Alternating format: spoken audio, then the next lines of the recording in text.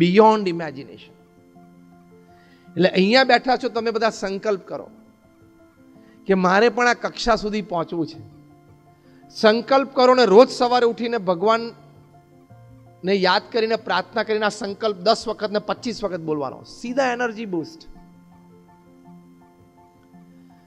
આપણા પ્રધાનમંત્રી શ્રી નરેન્દ્રભાઈ મોદી નાના હતા ત્યારથી રોજ સવારે ઉઠીને આકાશ જોવે અને તારાઓ જોવે. અહીં બેઠેલા કદાચ 90% તો સવારના આકાશના તારા જોયા જ નહીં હોય. સવારે સૂર્યોદય પહેલા આકાશમાં તારા હોય એ તમને ખબર છે?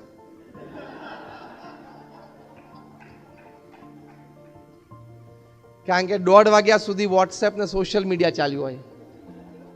કારણ કે તમે સેલિબ્રિટી છો. તમારું ઇન્સ્ટાગ્રામ ઉપર 2.5 મિલિયન ફોલોવર્સ છે. તમે ટ્વીટ કરો એ લાખો લોકો વાંચે છે. તમે એવા મોટા સેલિબ્રિટી છો કે તમારે રાત્રે 1:30 વાગ્યા સુધી ઓનલાઈન રહેવું જ પડે. મરી જઈશ.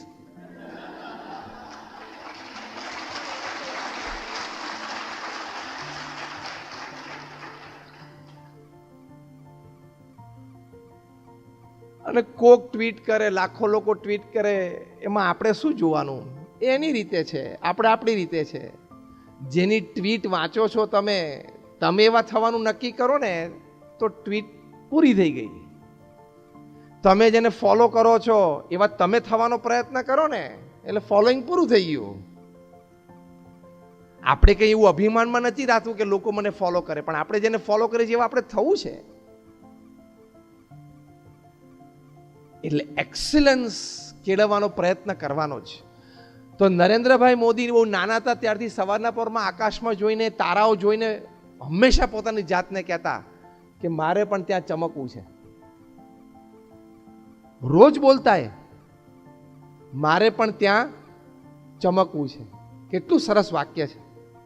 That is called excellence in your performances. અને જો ચમકે છે તો એવા શુભ સંકલ્પ સાથે ઇંગ્લેન્ડમાં બિગ બેન ટાવરના ગાર્ડન્સમાં એક સ્વીપર હતા. રવિવારે બપોરે એના નાના બાળકને પણ એમ થયું, 10 વર્ષનો હતો, કે ચલો પપ્પા સાથે હું પણ જાઉં. એ ત્યાં ગયો અને એના ફાધર વાળતા હતા ગાર્ડન. વિન્ટર ટાઈમ હતો એટલે બપોર 11-12 વાગ્યા પછી થોડુંક પેલું તેજ અથવા તો થોડુંક ગરમી શરૂ થાય પછી વાળી શકે. એટલે એમને ત્યાં વાર્તા હતા ત્યારે પેલા નાના બાળક ત્યાં બેઠો હતો. એને બિગ બેન ટાવરમાં 12 વાગ્યા એટલે ડંકા શરૂ થયા. પહેલો ડંકો વાગ્યો ને એને સાહજિક સ્ફૂર્ણા થઈ. એનું નામ વેલિંગ્ટન હતું. એને એવું બોલ્યા સાહજિક કે Wellington will become the mayor of London. બીજી વાર બેંગ વાગ્યો ને Wellington will become the mayor of London. એમ 12 વખત ડંકા વાગ્યા અને 12 વખત એ નાનો બાળક બોલ્યો કે Wellington will become the mayor of London. And really at the age of 22, Wellington became the mayor of London. એક સંકલ્પ લઈને ચાલો, રોજ ઘૂંટો તો તમને હ્યુમન માઇન્ડની એક કેપેસિટી, એક natural gift to all human minds A explore થશે કે if you decide something and repeat in your mind every day that I want to do this, I want to achieve this, તો કુદરતે એવી system ગોઠવી છે કે એ સંબંધી ઘણા વિચારો, એ સંબંધી ઘણી બધી એનર્જીઝ તમારી એમને બહાર આવશે. પણ સંકલ્પ નહીં હોય ને રોજ એ સંકલ્પ મનમાં ઘૂંટશો નહીં ને તો ઘણી બધી લેટન્ટ આઈડિયાઝ અને એનર્જીઝ અને ટેલેન્ટ્સ એ અંદર ને અંદર ધરબાયેલી રહેશે, બહાર આવશે જ નહીં. In the year 2002, at the age of 52, the newly put Chief Minister of Gujarat, Narendrabhai મોદીએ નક્કી કર્યું કે હવે મારે અંગ્રેજીમાં કોઈક દિવસ બોલવું પડશે. 2002માં એમણે અંગ્રેજી શીખવાનું શરૂ કર્યું. As Chief Minister of Gujarat, he started his tuition classes. જે એમને ભણાવતા તે પરિવારને હું ખૂબ સારી રીતે ઓળખું છું કારણ કે BAPS સંસ્થા સાથે સંકળાયેલો પરિવાર છે. રોજ સવારે 7 થી 8:15 સવા કલાકે ઇંગ્લિશ ભણતા. અને આજે આપણે જાણીએ છીએ ઘણું સારું અંગ્રેજી પ્રવચન કરી શકે છે અને ઘણું સારું બોલી શકે છે. 52 વર્ષે એક ભાષા શીખવી અને એ પણ રાજ્યના મુખ્યમંત્રીની જવાબદારી સાથે, તો તું તો 18 વર્ષે નવરો જ છું. તારે ક્યાં બીજું કંઈ કામ છે?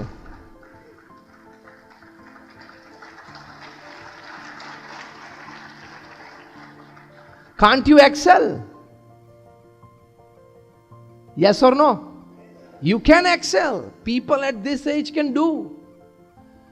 તમને આશ્ચર્ય થશે, મારી પાસે ટાઈમ્સ ઓફ ઇન્ડિયાનું કટિંગ પણ છે, લગભગ 8-10 મહિના પહેલાની ઘટના છે. એક લેડી મિસિસ જેનિફર ત્યાં યુએસમાં, she became a diploma engineer at the age of 93. નાનપણથી એનું એક સ્વપ્ન હતું કે મારે એન્જિનિયર થવું, પણ રૂરલ એરિયામાં ઉછર્યા હશે, બીજી બધી ફાર્મિંગની જવાબદારી હતી, ખેડૂત પરિવારમાં જન્મ થયેલો એટલે, અને જીવનકાળ દરમિયાન પછી બધી સાંસારિક જવાબદારીઓ આવી ઇત્યાદિકમાં એમનું સ્વપ્ન પૂરું ના થયું. પણ એમના મનમાં હતું. She joined at the age of 90 as an external student.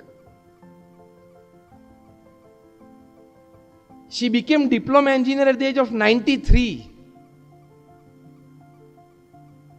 Unfortunately, convocation day ના બીજા જ દિવસે એમનું હાર્ટ એટેકથી મૃત્યુ થયું. પણ એમનું એક સ્વપ્ન 93 વર્ષે પણ પૂરું કર્યું. ત્યારે તું હજી એનાથી અડધાનો અડધો છું ઉંમરમાં. હા, અડધાના અડધો છું. You can do. એટલે એક્સિલન્સ ઇન એક્ઝામ્સ માટે આ 3 મુદ્દા મેં તમને સમજાવ્યા. પહેલો મુદ્દો એ સમજાવ્યો કે પ્રચંડ પુરુષાર્થ, 10-12 કલાક ભણવામાંથી કોઈ દિવસ નિરાશ ના થતા, આળસતા નહીં, તો તમારું future is very bright.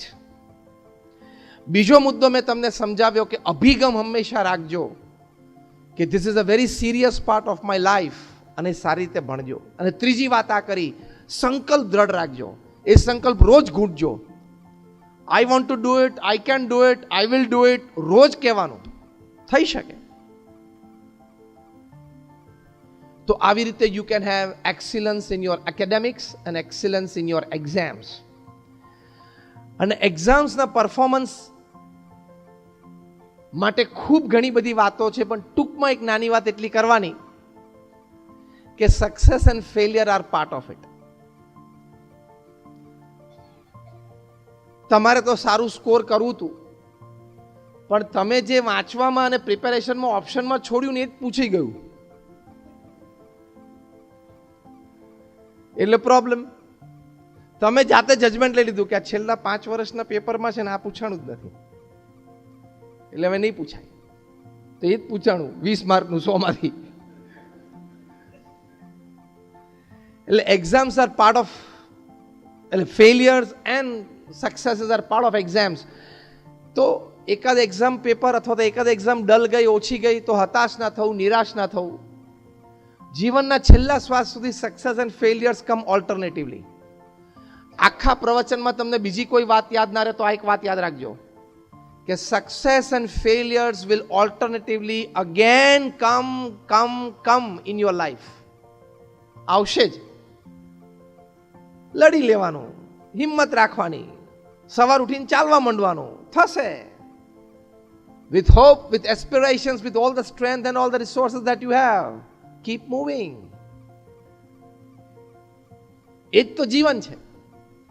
That is how now is the bridge from exams to excellence. Exams to excellence એટલે શું? Chapter 1 is excellence in your exams, and exams to excellence એટલે by your exams, by your qualifications, by your academic achievements, by your experiences, you live an excellent professional life, you live an excellent personal life, you live an excellent family life, you live an excellent social life. That is your exam to excellence. Am I right? એ પછી next course શરૂ થાય. એટલે તમે સારી રીતે exams આપીને સારી રીતે ઉત્તીર્ણ થયા અને સારા કોર્સીસ તમે કર્યા અને સારી રીતે તમારી પાસે ડિગ્રીઝ હોય. જો IIM અમદાવાદમાંથી જે લોકો MBA થાય છે, પ્રીમિયર ઇન્સ્ટિટ્યૂટ છે. અત્યારે IIM એનું rating is ahead of Harvard, ahead of Stanford, Yale, Carnegie Mellon, Kellogg, આ બધા કરતાં આગળ છે. Is the number 1 B school of the world. IIM Ahmedabad. સીધા 70 લાખ 80 લાખ 1 કરોડના પગાર ઉપર છોકરાઓ બેસે છે. 22 વર્ષનો છોકરો હોય દુબઈમાં 1 કરોડના પગાર ઉપર બેસવાનું ફ્યુચર કેવું થઈ જાય? કેવા લોકોને મળે, કેવા કામ કરે, કેવા પ્રોજેક્ટ્સ એના હાથમાં આવે. તો એવી સારી ઇન્સ્ટિટ્યૂટમાંથી ભણવું છે એવો એક સંકલ્પ તો રાખો કે ખૂબ સારી ઇન્સ્ટિટ્યૂટમાંથી માટે ઉત્તીર્ણ થવું છે અને પછી યોર એક્સિલન્સ જર્ની સ્ટાર્ટ્સ. તો એ એક્સિલન્સ જર્ની શરૂ કરવા માટે આ એક બેઝિક પાયાના વિચારો આપણે હૃદયમાં ખૂબ દ્રઢ કરવાના. Because you can always grow from વેરેવર you are. તમે અહીંયા બેઠા છો, કોકને 45%, કોકને 50%, કોકને 70, 80 ને 90% પણ હશે. પણ વેરેવર you are today, tomorrow you can improve. Do you believe this? Wherever you are today, one step ahead. Tomorrow you definitely can improve. Move one step ahead.